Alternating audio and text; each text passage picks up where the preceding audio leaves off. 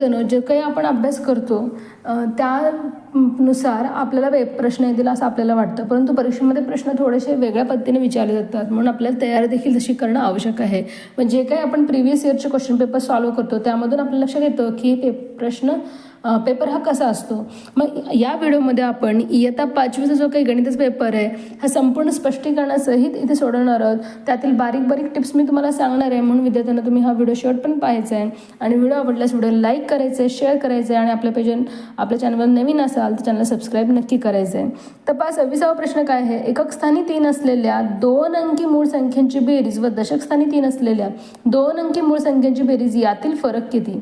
तर पहा विद्यार्थ्यांनो, आपल्या सर्वांनाच माहिती आहे की 1 ते 100 मध्ये एकूण 25 मूळ संख्या आहेत आणि त्यामध्ये दोन्ही काय आहे, एकमेव सममूळ संख्या. आणि एक अंकी मूळ संख्या किती आहेत, 4, 2, 3, 5 आणि 7. त्यानंतर येणाऱ्या जे काही मूळ संख्या आहेत त्या 2 अंकीपासून सुरुवात होतात.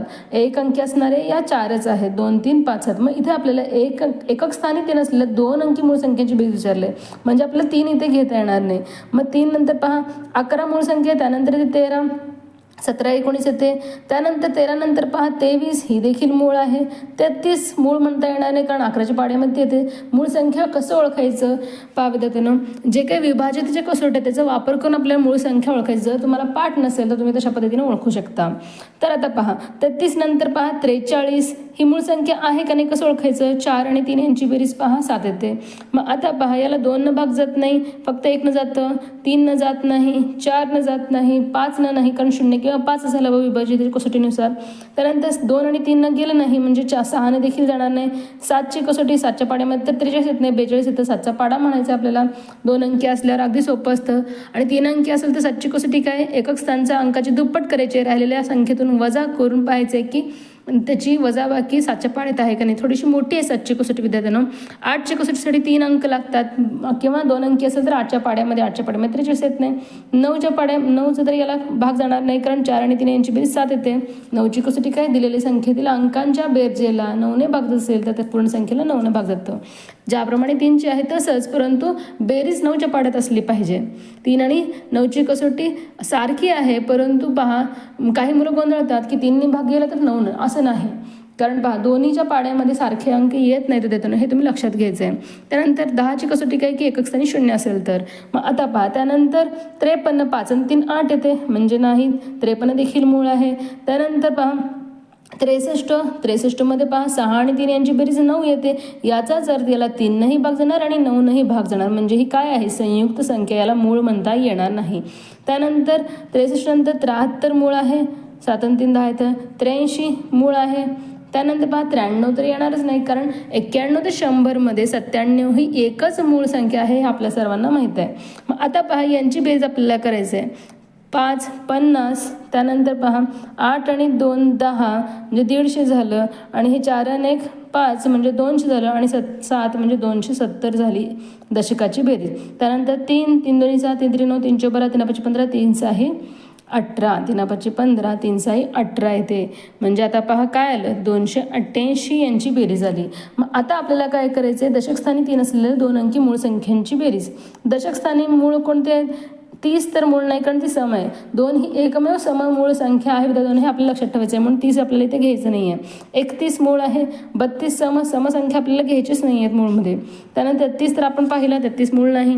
34 नाही, 35 नाही, 36 नाही, 37 ही मूळ आहे. 38 नाही, सम आहे. 39 13च्या पाड्यामध्ये येते, म्हणजे फक्त यांची बेरीज तुम्हाला करायची आहे 8 68.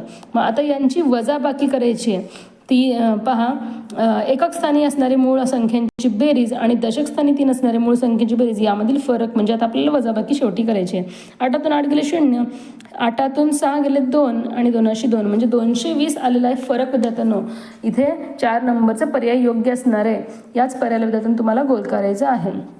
तर अशा पद्धतीने विद्यार्थ्यांनो बारकाईने सगळा आपण अभ्यास केला तर आपल्या परीक्षेमध्ये प्रश्नांची उत्तरे चुकत नाहीत.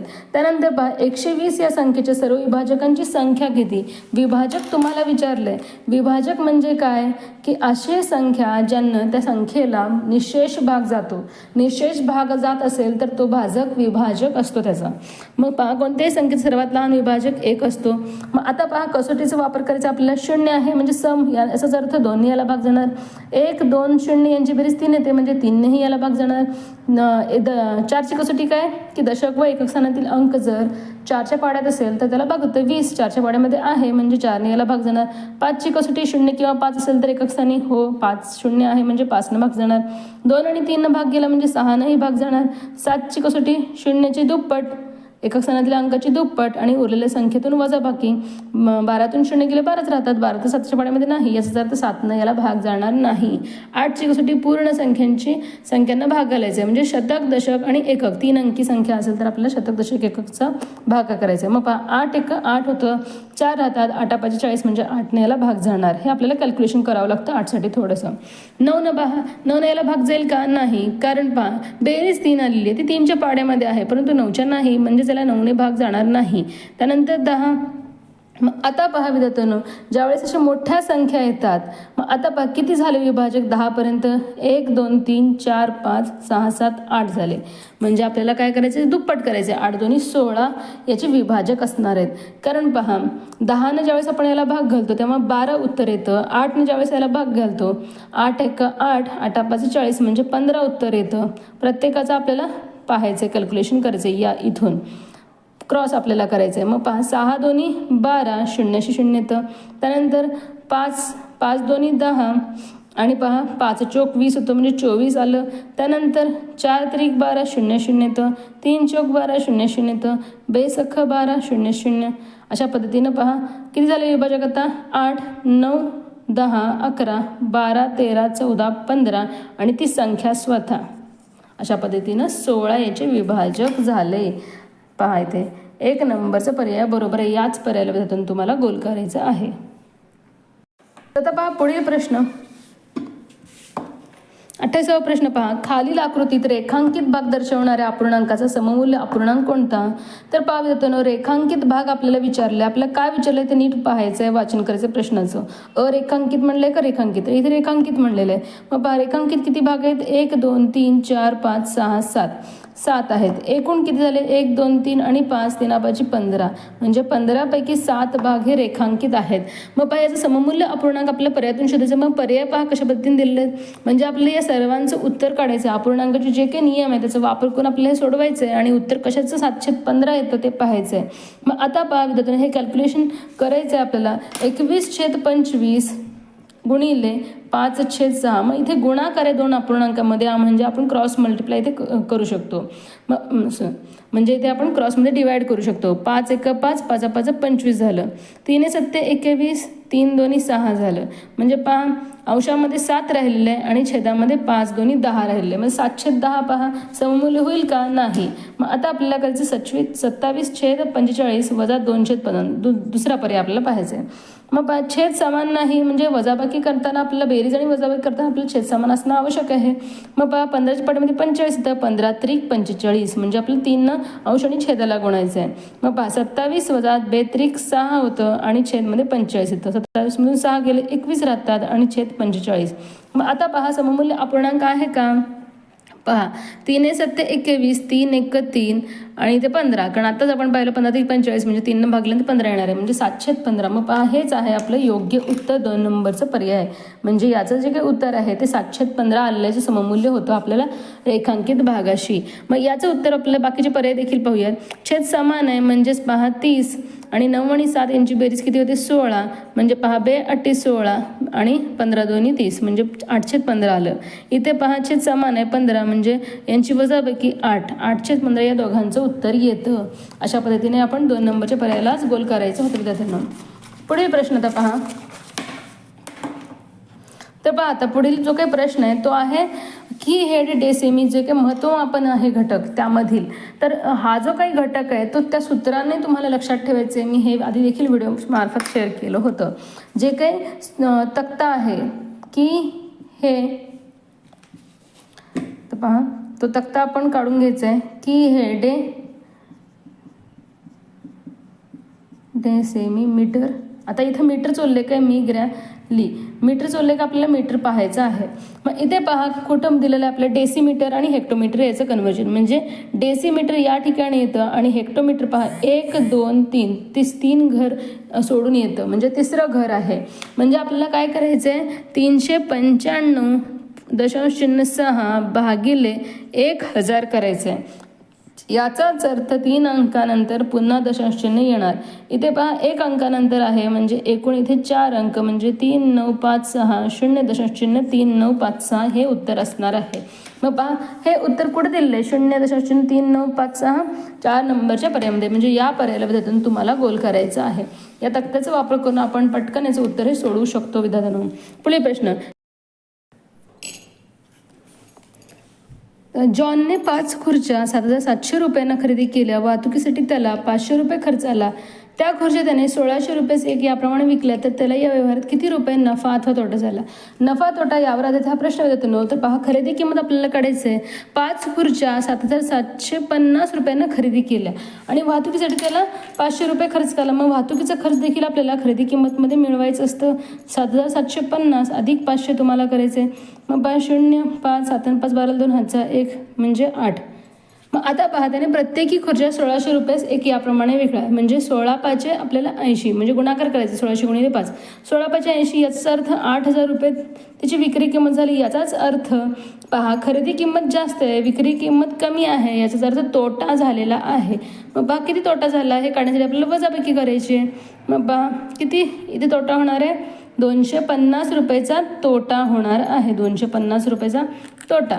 मग पहा 250 रुपये तोटा कुठे दिलेले आहे 3 नंबरच्या पर्यायामध्ये म्हणजे हे असणार याचं योग्य उत्तर.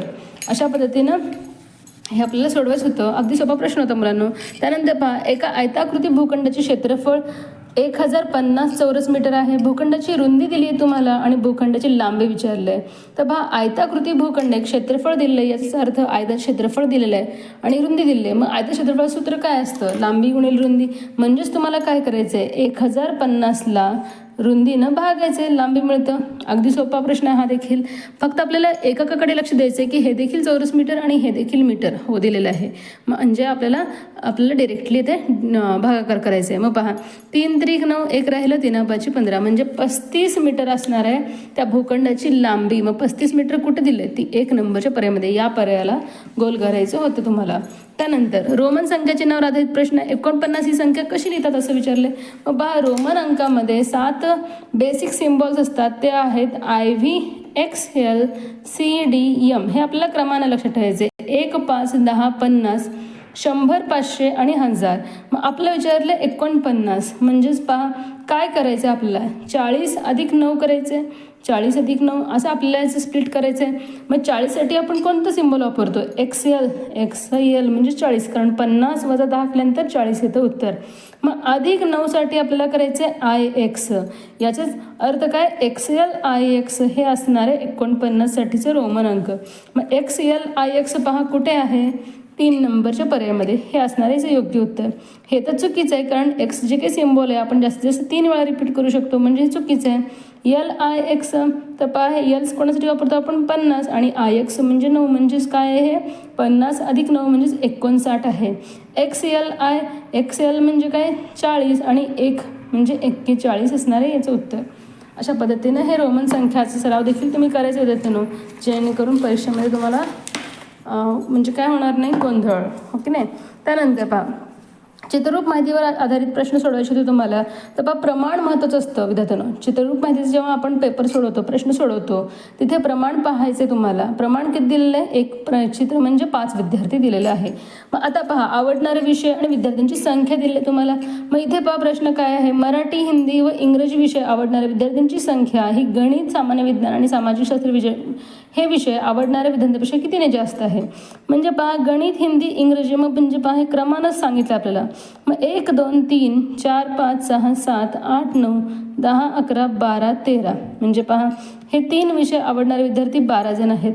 त्यानंतर 1 2 3 4 पहा तेवढेच संख्या आहेत फक्त 1 न कमी दिलेलं आहे म्हणजे किती झाले आता 4 5 6 7 8 9 10 11 12 मग हे 12 मग पहा इथे चुकलं का 2 3 4 5 6 7 8 9 10 11 12 13 म्हणजे पहा हे 13 आहेत आणि हे 12 मग आता पहा एकच जास्त आहे मराठी हिंदी इंग्रजीमध्ये, म्हणजे पहा एक चित्र म्हणजेच किती 5 विद्यार्थी जास्त आहेत. मराठी हिंदी विषय हे आवडणाऱ्या विद्यार्थ्यांची संख्या कितीने जास्त आहे? 5ने जास्त आहे. 2 नंबरचा पर्याय इथे बरोबर येणार आहे. त्यानंतर एकूण विद्यार्थ्यांपैकी सामान्य विज्ञान हा विषय शेकडा किती विद्यार्थ्यांना आवडतो? सामान्य विज्ञान पहा किती आहे? 1 2 3 4 5 6 आहे. एकूण किती आहे? 13 आणि 12 मिळून पहा 25 येतं. मग 6/25 गुणिले 100 करायचं आहे. मग पहा 25 चोक 100 आणि 6 चोक 24 म्हणजे 24% विद्यार्थी येणार आहे. 2 नंबरचा पर्याय बरोबर आहे. या पर्यायाला तुम्हाला गोल करायचं आहे.